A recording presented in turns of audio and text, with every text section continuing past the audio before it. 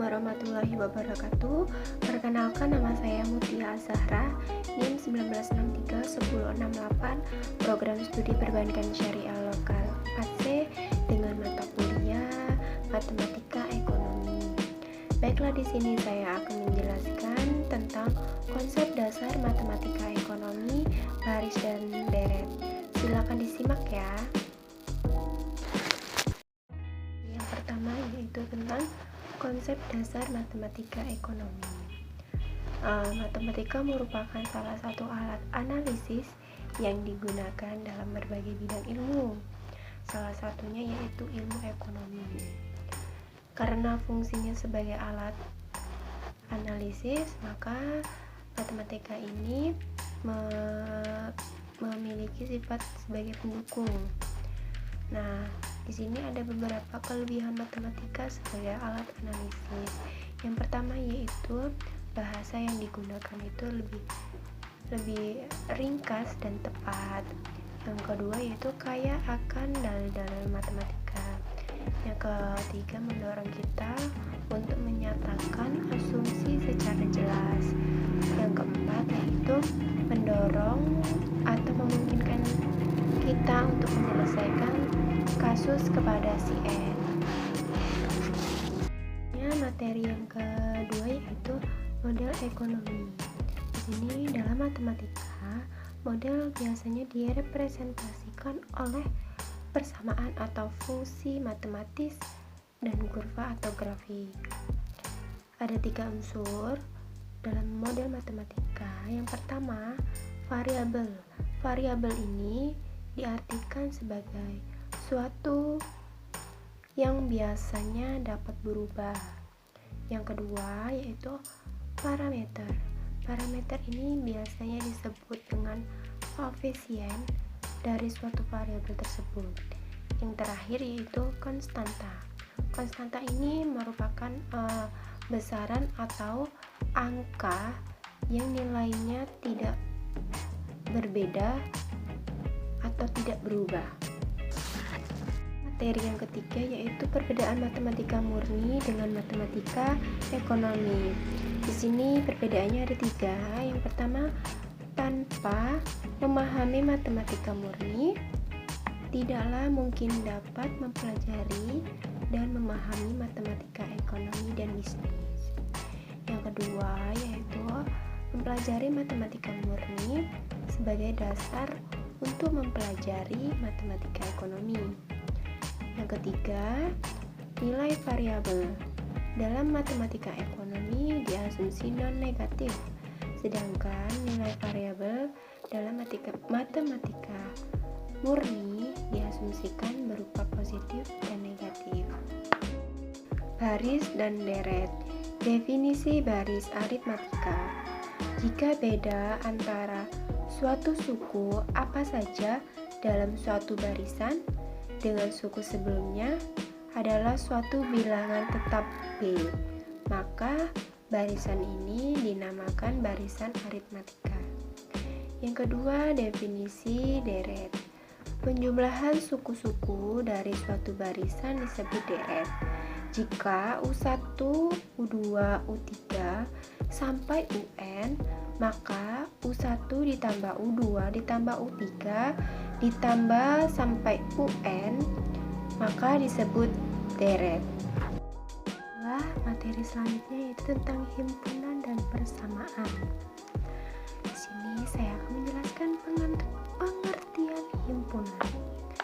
Himpunan adalah kumpulan atas objek-objek.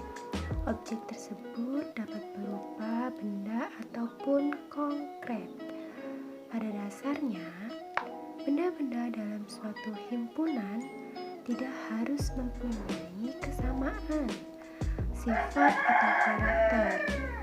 Contohnya seperti yaitu kumpulan nama mahasiswa perbankan syariah semester 4C yang diawali huruf M, seperti Maya, Mirzan, Meni, Megi, Utia, dan lain sebagainya. Selanjutnya ada jenis-jenis himpunan. Jenis-jenis himpunan ini ada 13 himpunan. Yang Yang pertama himpunan berhingga, yang kedua himpunan tak berhingga, yang ketiga himpunan kosong, yang keempat himpunan ekuivalen, yang kelima himpunan semesta, yang keenam himpunan bagian, yang ketujuh himpunan lepas, yang kedelapan himpunan bilangan caca, yang kesembilan himpunan bilangan asli, yang kesepuluh himpunan bilangan genap, yang kesebelas himpunan bilangan ganjil, yang ke-12 himpunan bilangan prima, dan yang terakhir ke-13 yaitu himpunan kuadrat bilangan caca. Di sini ada diagram dan cara penulisannya.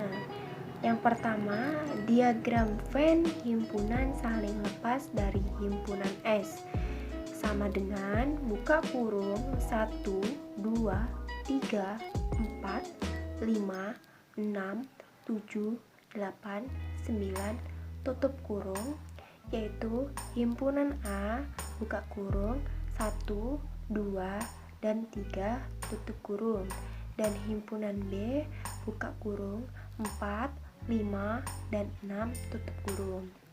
Yang kedua yaitu diagram Venn himpunan saling berpotongan dari himpunan S sama dengan buka kurung 1, 2, 3, 4, 5, 6, 7, 8, 9 tutup kurung, yaitu himpunan A sama dengan buka kurung 1, 2, 3, 4 tutup kurung, dan himpunan B sama dengan 4, 5, 6, 7, 8. Yang ketiga yaitu diagram Venn himpunan bagian dari himpunan S sama dengan 1, 2, 3, 4, 5, 6, 7, 8, 9, yaitu himpunan A 1, 2, dan 3.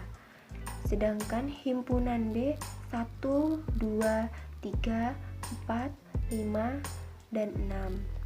Yang keempat, diagram Venn himpunan yang sama dari himpunan S, yaitu 1, 2, 3, 4, 5, 6, 7, 8, 9, yaitu himpunan A 1, 2, 3, dan 4, dan himpunan B 1, 2, 3, dan 4.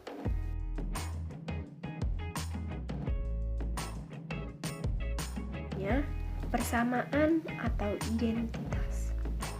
Di sini persamaan adalah suatu pernyataan yang memuat ungkapan sama dengan dan diberi notasi tanda petik sama dengan tanda petik, tetapi tidak memiliki variabel. Dalam artian, persamaan merupakan kalimat matematika terbuka yang memuat tanda petik sama dengan tanda petik. Kalimat matematika terbuka ini adalah suatu pernyataan yang memuat variabel atau peubah yang nilainya belum jelas atau belum bisa ditentukan.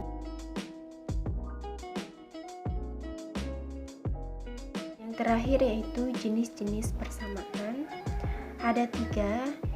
Yang pertama jenis linier satu variabel atau peubah. Yang kedua persamaan linier 2 peubah.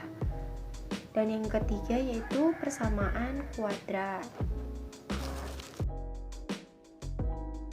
Baiklah, mungkin itu saja materi yang dapat saya sampaikan. Semoga bermanfaat. Apabila ada salah kata dan salah ucap, saya mohon maaf.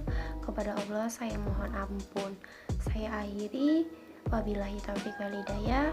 Wassalamualaikum warahmatullahi wabarakatuh.